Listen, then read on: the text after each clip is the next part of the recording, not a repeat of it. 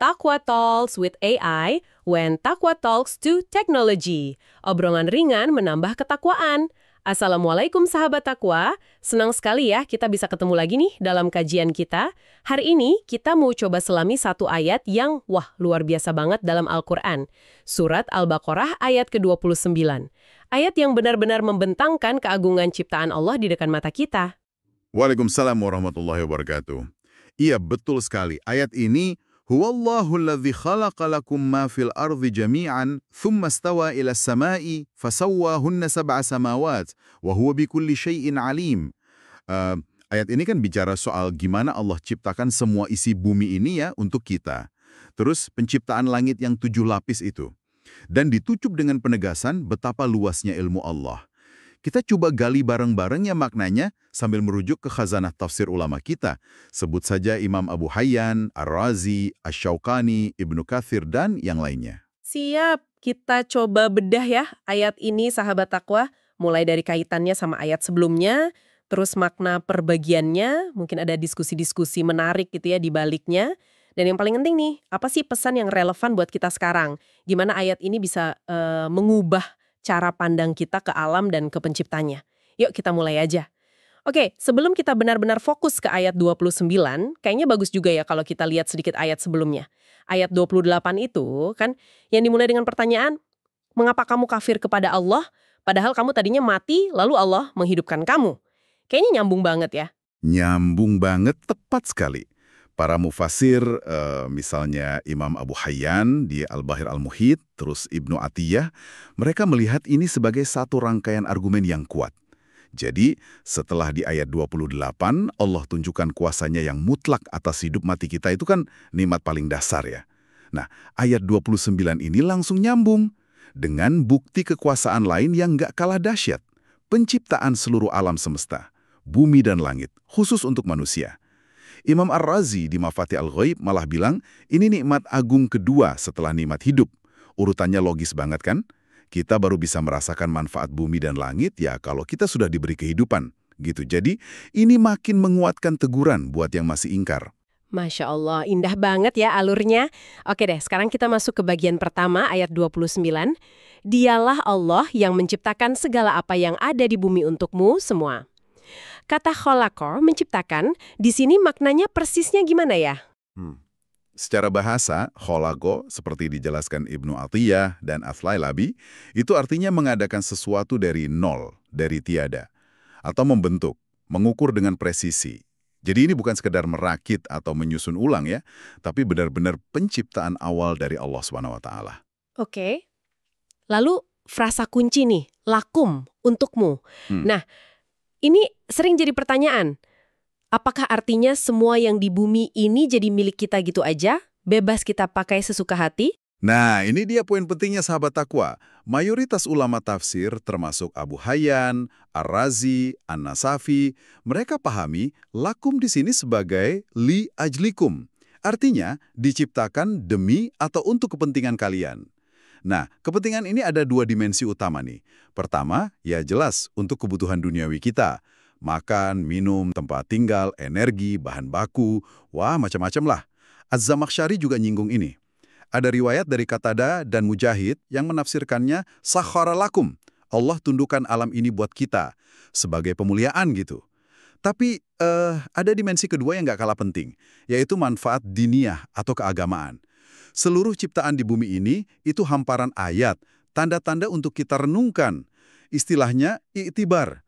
Dengan lihat keteraturan alam, kerumitannya, keindahannya, kita bisa lihat jejak kebesaran Allah, kuasanya, bijaksananya. Ini juga pengingat akhirat. Nikmat dunia bisa bayangin surga. Sulitnya dunia ingetin pedihnya neraka. Jadi lakum ini bukan cuma lisensi eksploitasi, tapi juga undangan refleksi. Oh, jadi ada aspek pemanfaatan sekaligus perenungan ya? Menarik. Kalau gitu, apakah ayat ini juga jadi dasar argumen bahwa hukum asal semua yang di bumi ini pada dasarnya halal atau boleh, mubah, sampai nanti ada larangan khusus gitu? Nah, ini memang salah satu implikasi fikih yang banyak didiskusikan.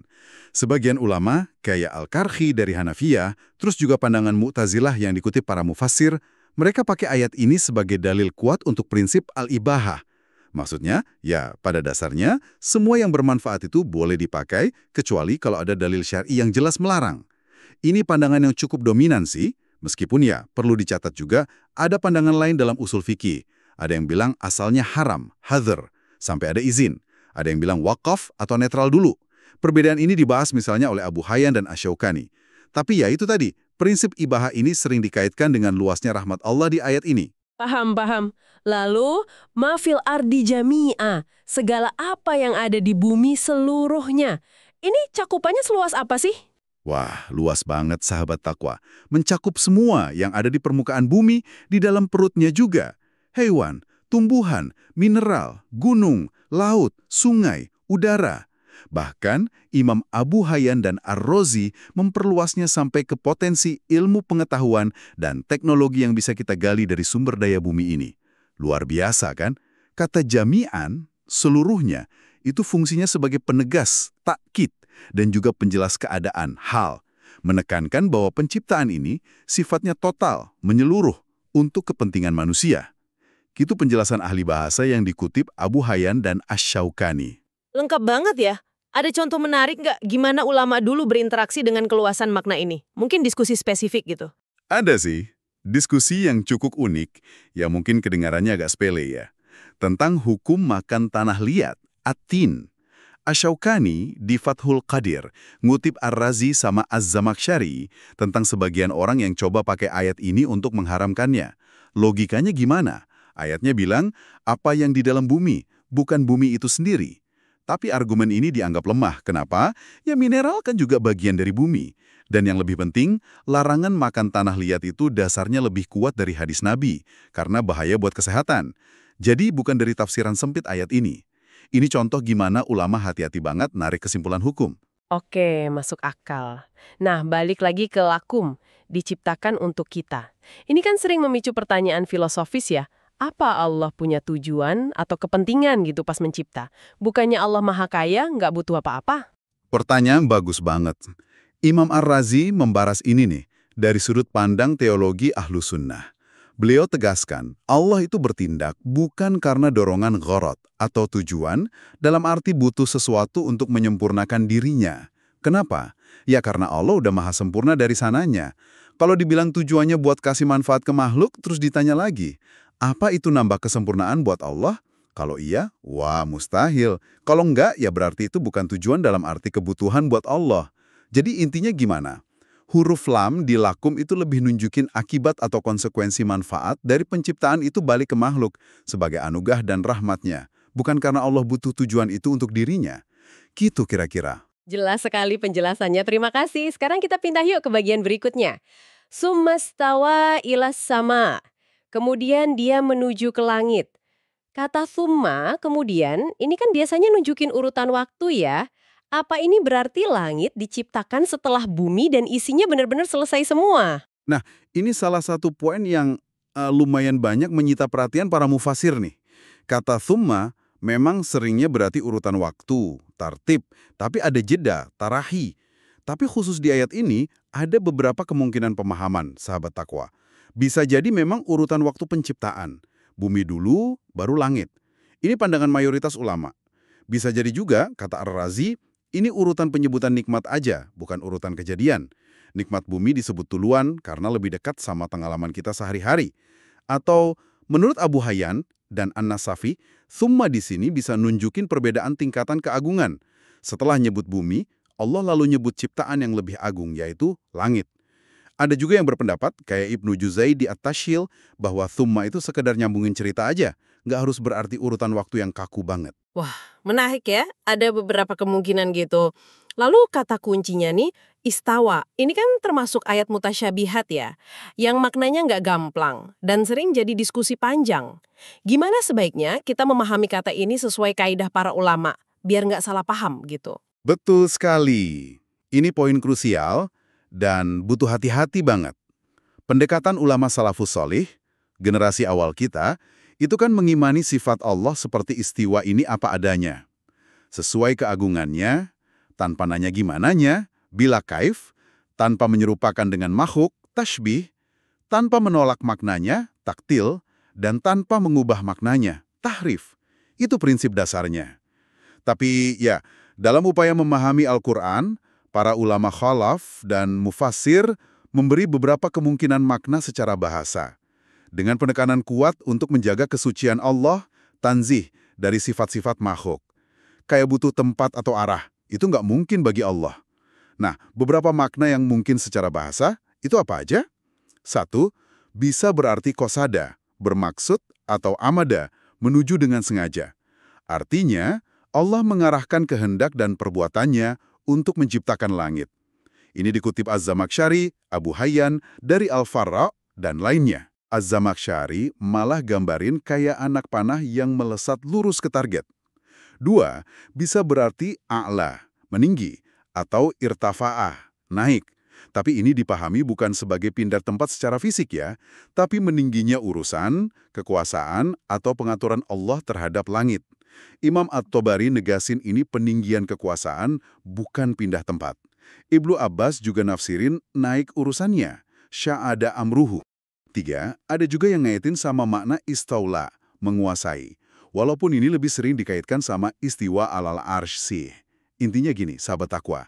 Semua upaya pemaknaan ini tujuannya untuk memahami teks dalam kerangka tanzih, mensucikan Allah dari segala sifat kekurangan atau keserupaan dengan makhluk. Oh gitu ya, jadi kuncinya memahami makna sesuai keagungan Allah tanpa membayangkan kayak makhluk. Sip, sip. Terus ilah sama, ke langit, itu nunjuk kemana? Apa langitnya udah ada bentuk awalnya? Bisa diartikan simple aja sih sebagai arah atas. Kayak pandangan Az-Zamakhsyari. Atau ada tafsiran menarik dari Mujahid dan riwayat lain yang sampai ke sahabat via As-Suddi, dikutip As-Suyuti dan lainnya. Mereka bilang as-sama di sini bisa nunjuk ke asap atau dukhon.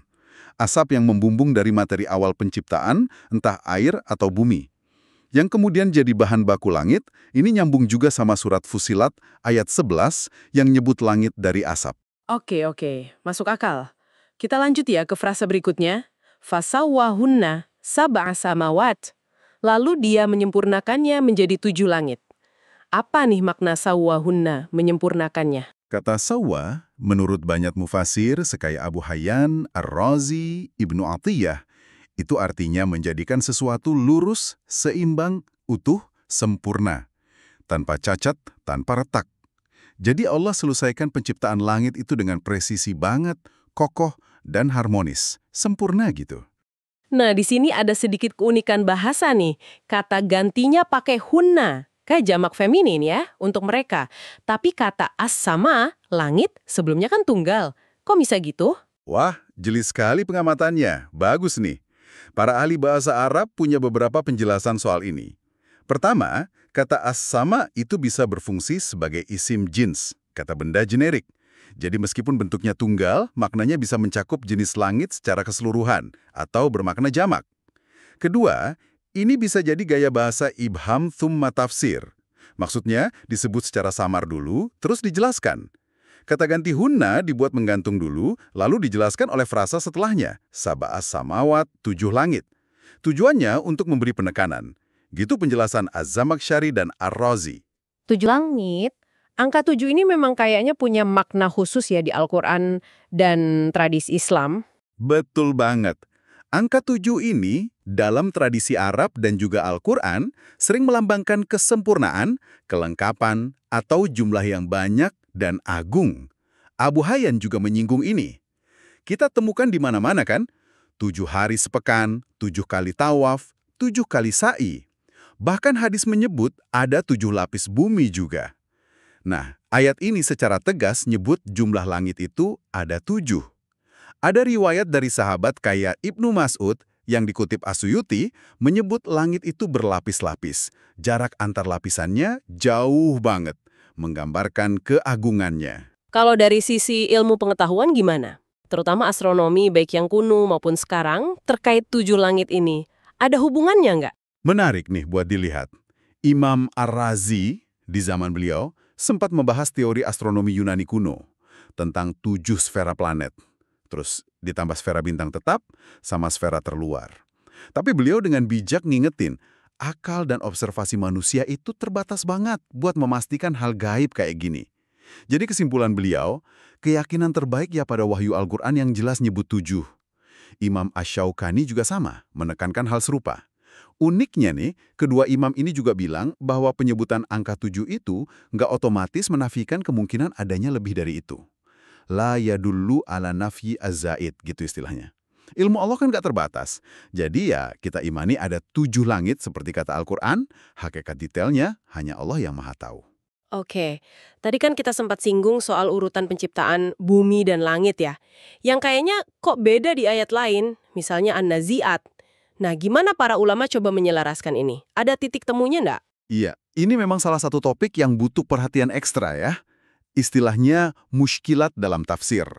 Al-Baqarah 29 dan Fusilat 9:11 itu kesannya bumi dulu, baru langit.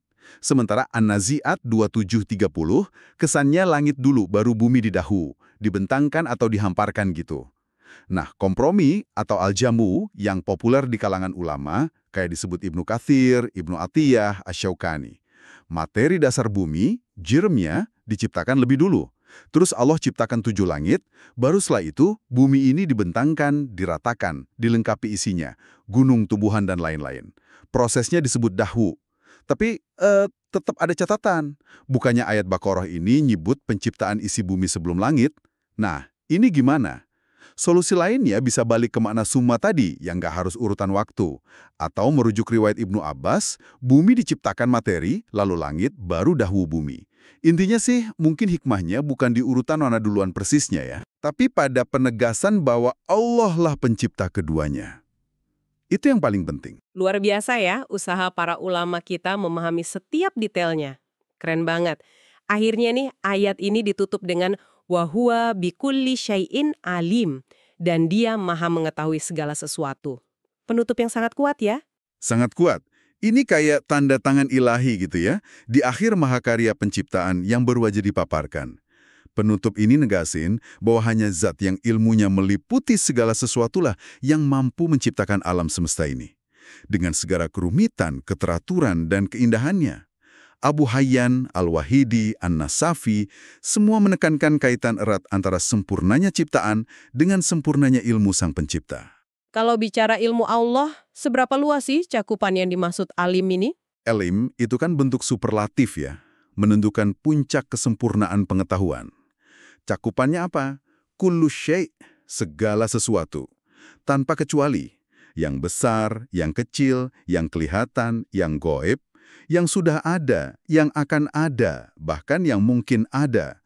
Meliputi prinsip universal, kulliyat, maupun detail partikular, juz'iyat. Nggak ada yang kelewat sama sekali. Ini sekaligus bantahan kata Ar-Razi buat para filsuf yang dulu membatasi ilmu Tuhan cuma pada hal universal aja.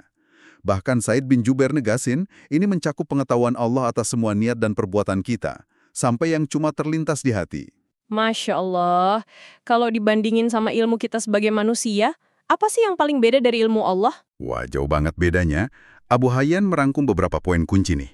Ilmu Allah itu satu, nggak terpecah-pecah. Azali, nggak bermula. Nggak nambah, nggak kurang. Nggak didapat lewat belajar atau panca indera. Sifatnya niscaya, pasti. Tak terbatas, dan yang penting, mengetahui satu hal nggak bikin Allah lupa atau lalai dari hal lain. Beda total sama ilmu kita ya, terbatas banget, didapat bertahap, bisa lupa, fokus ke satu hal seringkali jadi abai sama yang lain. Masya Allah, dengerin semua ini rasanya banyak banget ya pelajaran yang bisa kita ambil buat hidup kita sehari-hari sahabat takwa. Apa aja nih kira-kira intisarinya? Tentu, banyak banget. Pertama, yang paling utama, rasa syukur. Harusnya meluap-luap nih. Sadar kalau bumi dan isinya ini diciptakan untuk kita. Bukan berarti kita pemilik mutlak ya, tapi ini anugerah luar biasa. Gimana balasnya? Ya dengan taat dan menggunakan semua ini dengan benar. Kedua, konsekuensi dari anugerah itu ya tanggung jawab. Bumi ini amanah. Kalau diciptakan untuk kita, ya wajib kita jaga, bukan malah dirusak. Isu fasad fil ard, kerusakan di muka bumi yang disebut di ayat sebelumnya jadi relevan banget di sini. Kita ini khalifah, pengelola, bukan perusak. Ketiga, ayat ini tuh undangan untuk tafakur, merenung. Jangan sampai keindahan dan keteraturan alam semesta ini jadi pemandangan biasa aja buat kita. Merenungkannya itu akan numbuhin rasa takjub pada sang pencipta, menguatkan iman kita, Lihat deh kerumitan sel, keseimbangan ekosistem, luasnya galaksi, semua itu bicara tentang keagungannya. Keempat, kesadaran akan luasnya ciptaan dan nggak terbatasnya ilmu Allah itu harusnya melahirkan kerendahan hati, tawadu. Siapa sih kita ini dengan secuil ilmu yang kita punya? Ini obat mujarab banget buat sifat sombong atau merasa tahu segalanya. Kelima, ini pengingat soal tujuan hidup kita. Ibnu Athaillah kayak dikutip Abu Hayyan, ngingetin, dia ciptakan alam untukmu dan dia ciptakan engkau untuknya. Jangan sampai kita sibuk sama apa yang diciptakan buat kita, malah lupa sama zat yang menciptakan kita untuk ibadah kepadanya. Keenam, pemahaman akan sifat alim, maha mengetahui, itu bisa bawa ketenangan hati, sakinah. Yakin deh Allah tahu apa yang terbaik buat kita. Tahu hikmah di balik setiap kejadian, bahkan yang nggak kita suka. Tahu apa yang kita butuhkan. Ini sumber kekuatan banget pas lagi diuji. Kalau ini, mulai dari bukti kekuasaan penciptaan yang terhampar luas, anugerah yang melimpah buat kita renungkan dan manfaatkan, sampai penegasan ilmu Allah yang meliputi segalanya. Iya, semoga obrolan kita ini nambah kekaguman kita ya sama Al-Quran, dan nambah cinta kita sama Allah Subhanahu wa Ta'ala. Yuk, kita lihat alam semesta ini bukan cuma sekedar materi, tapi sebagai tanda-tanda kebesarannya yang ngajak kita buat selalu mikir dan bersyukur. Nah, sebagai bahan perenungan kita bareng-bareng nih sahabat Taqwa, kalau kita benar-benar meresapi ya bahwa Allah itu maha tahu segalanya masa lalu kita, sekarang, masa depan, isi hati kita, setiap detail hidup kita, gimana keyakinan ini bisa bantu kita untuk lebih ridho, lebih percaya sama keadilan dan hikmahnya, terutama pas lagi ngadepin hal-hal yang mungkin nggak sesuai sama keinginan kita. Nah, ini bisa jadi refleksi kita ke depan nih. Terima kasih banyak ya sudah menyimak, semoga ada manfaatnya. Sampai jumpa lagi di kajian kita berikutnya. Taqwa Talks with AI, when Taqwa Talks the Technology, obrolan ringan menambah ketakwaan. Wassalamualaikum warahmatullahi wabarakatuh.